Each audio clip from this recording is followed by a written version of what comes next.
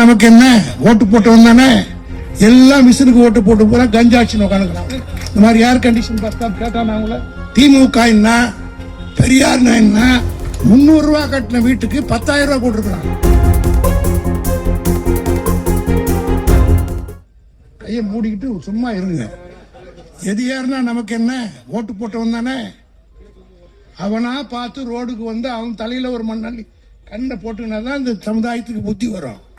நீங்க அவன் கேட்க யாராவது ஒருத்தர் இந்த மாதிரி ஏர் கண்டிஷன் பஸ் ஸ்டாப் கேட்டானாங்கள மாசம் ஏர் கண்டிஷன் பஸ் ஸ்டாப் கட்டினீங்களே எல்லாம் மிஷினுக்கு ஓட்டு போட்டு போற கஞ்சாட்சி உட்காந்துக்கிறாங்க. ஆக இனிமேல் பட்டாவது கட்சி வரலாறு திமுக என்ன பெரியார் என்ன எப்படி 100 வருஷத்துக்கு முன்னாடி இந்த சமுதாயம் இருந்தது எல்லாரும் இன்னைக்கு மேடையில் ஒன்னா உட்காரன்னா அதுக்கு யார் காரணம்? 100 அடி தூரத்தில் நின்னவன உட்கார வச்சு உனக்கு சீட்டு கொடுத்து உனக்கு மரியாதை கொடுத்தவன் யாரு என்பதை சொல்லுங்க. அப்பதான் புத்தி வரும். காரணம் என்னவென்று கேட்டால் அவன் யார் என்று அவனுக்கு சொல்லாத காரணத்தினால் அவன் கேட்காதே நீங்க போய் சொல்லுவோம். அது மாசு இருக்கிறாரு பார். சைதாப்பேட்டை தொகுதியில அவர் செஞ்சாத மாதிரி யாரும் செய்யவே இல்லை. கலைஞரே முதலமைச்சர் இருந்தார், பெருமையா சொல்றேன். அவர் கூட அங்க ஒரு பெரிய ஹாஸ்பிட்டல் கொண்டு வர முடியல. ஏன்னா எங்க பக்கத்தில் இருக்கிற ஆலந்தூருக்குலாம் பெரிய வசதியா இருக்குது. அந்த ஹாஸ்பிட்டல் போய் வந்த நோயாளி அவன் சொந்தக்காரன் ஓட்டு போட்டு ஜெயிக்கும். அவனுக்கெல்லாம் நல்ல சாவே வராது. அப்ப நான் சொல்றேன். காரணம் உயிர் காப்பது என்பது அவ்வளவு கஷ்டமான காரியம். எத்தனை பேர் உயிரை காத்திருப்பார், எத்தனை பேருக்கு உயிர் கொடுத்தா. இங்கே கூட படிச்சார், கேன்சர் இன்ஸ்டியூட் கொடுத்தேன், இதுக்கு கொடுத்தேன், இதெல்லாம் இனிமேல் வேணாம், கட்சிக்கு அன்று கொடுங்க, அது போதும். கொடுத்ததெல்லாம் போதும். ஒரு 5 வருஷம் ரெஸ்ட் எடுப்போம். வீட்டு வரி 300 ரூபாய் கட்டினவனுக்கு 10,000 வந்திருக்கு. இதே நம்ம ஆட்சியில வந்திருந்தா கணபதி சும்மா இருந்திருப்பாருங்க. நேரா சிஎம் கிட்ட போவார், தெருவிலே நடமாட முடியும். இவர் கார்ல தான் போறாரு. சும்மா அவர்கிட்ட வந்து தெருவிலே நடக்க முடியல. ஜனங்கள்லாம் பிள்ளைன்னு பிடிச்சிக்கிது. இப்ப அந்த ஜனங்களாம் எங்க போச்சு? 300 ரூபாய் கட்டின வீட்டுக்கு 10,000 ரூபாய் போட்டிருக்கிறான். 150 ரூபாய் கரண்ட் பில்லு இந்த இடத்துல 1000 2000 வருது. இப்பதான் ஜனங்க கொஞ்சம் கொஞ்சமா மது கிணத்துல விழுந்த வண்டு எப்படி வெளியே வந்தவொடனே கொஞ்சம் அப்படி தள்ளாடி வருதோ அது போல மக்கள் கொஞ்சம் கொஞ்சமா வெளியில வர்றான். இப்பதான் போன் பண்ணவே ஆரம்பிக்கிறான். சார் அங்க தண்ணி வரல, தண்ணி வரலையா? வராம போட்டோம். லைட் எரியலையா? இன்னும் 2 ஃபியூஸை போடுங்க. காரணம் என்ன விட்டு கேட்டால் இந்த சமுதாயத்துக்கும் இந்த நாட்டுக்கும் தளபதி செஞ்சதை போல 8,000 ரூபாய் வாங்கி மாத்தி போட்டு எவன் கொடுத்தான்? இது வரலாம் யார் கொடுத்தா? எங்களுக்கு ஒன்றும் கஷ்டம் கிடையாது. நாங்கள் ஒன்றும் செத்து போறது கிடையாது. பல முறை ஆட்சியில் இல்லாமல் பழக்கப்பட்டவர் நாங்கள். இந்த கட்சியில் 63 வருஷமா நான் இருக்கிறேன். பல முறை ஆட்சி வந்துட்டு ஆட்சி போச்சு. திமுக இருக்கிற எந்த தொண்டனும் இன்னொன்னும் பெருமையா சொல்றேன், இதுவரையில கட்சி கூட்டத்துக்கு வராதவன் பூரா இன்னைக்கு நம்ம கூட்டம் நடக்குதுன்னு உணர்வோடு வருகிற எண்ணம் இன்னைக்கு ஏற்பட்டு விட்டது. அதற்கு காரணம் என்னவென்று கேட்டால் திமுக தொண்டர் ரொம்ப வைராக்கியமான தொண்டன், சுயமரியாதைக்காரன். கட்சி நல்லா இருந்தா கட்சி நல்லா இருக்குன்னு சொல்லுவான். கட்சிக்கு சோதனை வந்து விட்டால் களத்தில் இறங்கி நிற்கக்கூடிய முதலாளாக நிற்கக்கூடியவன் திமுக தொண்டன் என்பதை அதனால்தான் 76 வருஷம் இந்த கட்சியை எவனாலும் தொட்டு கூட பார்க்க முடியவில்லை. பண்டிதர் நேரு இந்த கட்சியை தடை பண்ண நினைத்தார். ஏன்னா இப்போ அதெல்லாம் பேசணும். காங்கிரஸ்காரன் கூட்டத்தில் சேர்ந்து இழவு எடுக்க வச்சு எதையுமே பேசலாம்.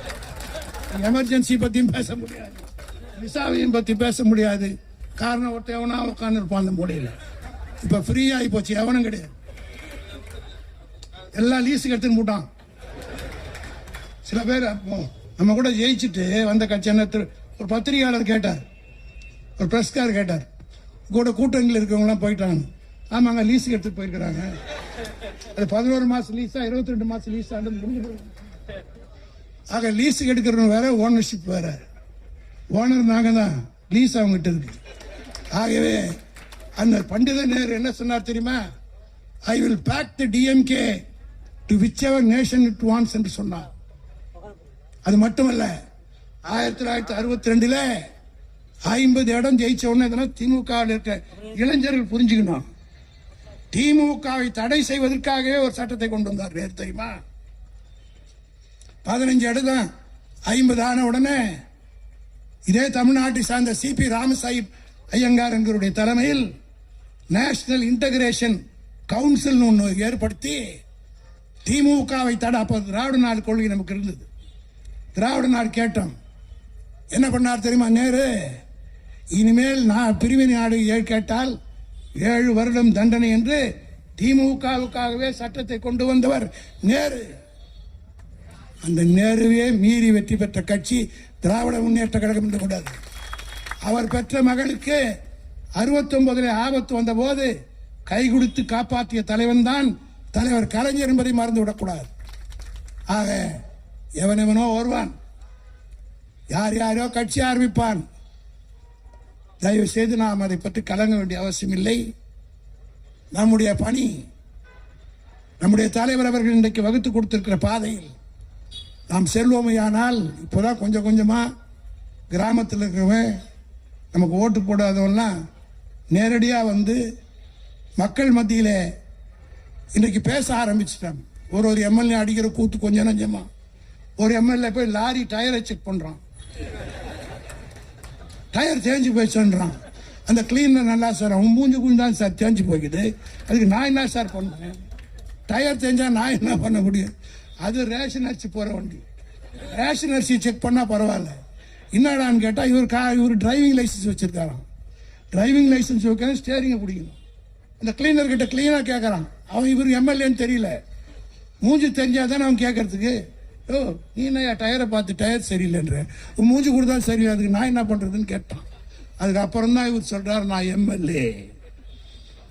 ஆக சட்டமன்றத்தில் மந்திரிகள் உட்காந்து தமிழும் பேச தெரியல, இங்கிலீஷும் பேச தெரியல, எவன் என்ன பாஷையில் பேசுறானே தெரியல, கூத்தடிக்கிறாங்க ஒரு மந்திரியும்.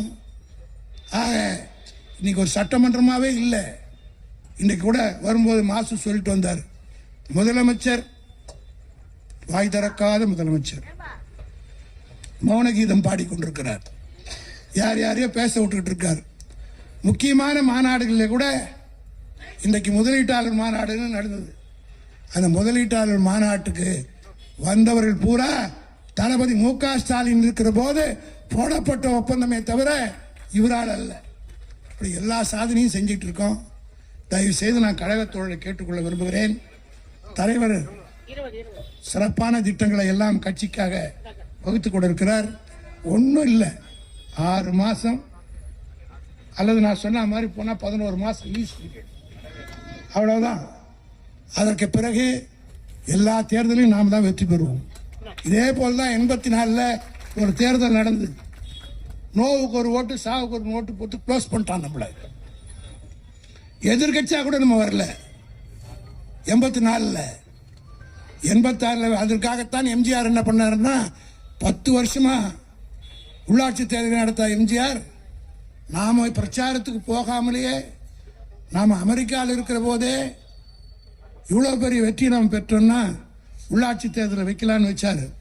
அப்ப கூட சென்னை கார்பரேஷன் வைக்கல, மற்றதுக்கெல்லாம் வச்சார். 86 தேர்தலில் அருணாச்சலம் போரூர்ல வெற்றி பெற்றாரு, நான் ஆலந்தூர்ல வெற்றி பெற்றேன். தமிழ்நாடு பூரா 11 பேர் தான் ஏடிஎம்கே வெற்றி பெற்றாங்க. 102 நகராட்சிகளில் எல்லா நகராட்சி, பேரூராட்சி, உள்ளாட்சி, ஊராட்சி ஒன்றியத்துக்கெல்லாம் டைரக்ட் எலெக்ஷன். ஏன் இதை சொல்கிறேன் என்று சொன்னால், இன்னும் 6 மாதத்தில் உள்ளாட்சி தேர்தல் வரப்போகுது. நிச்சயமாக மக்கள் இதற்குரிய மாற்றத்தை நமக்கு வாக்களிக்க தயாராக காத்து கொண்டிருக்கிறார். காரணம் அவ்வளவு கோபத்தில் இருக்கிறாங்க. தெரியாம ஏமாந்து ஓட்டு போட்டோம், புள்ள சொல்லிச்சு, பேரன் சொன்னா, பேத்தி சொன்னா, எல்லாம் பேரன் பேத்தி பேச்ச கேட்டெல்லாம் ஓட்டு போட்டோமே. நீங்க வீட்டு வரி ஏறி போச்சு, அந்த பேச்சுக்கிட்டே இறக்க சொல்ல. இன்னும் பல கஷ்டங்கள் இந்த நாட்டுக்கு வரப்போகுது. பல்வேறு தொல்லைகள் வரப்போகுது. எவ்வளோ குச்சாங்க. அண்ணா யூனிவர்சிட்டியில் ஒரு சம்பவம் நடந்தது.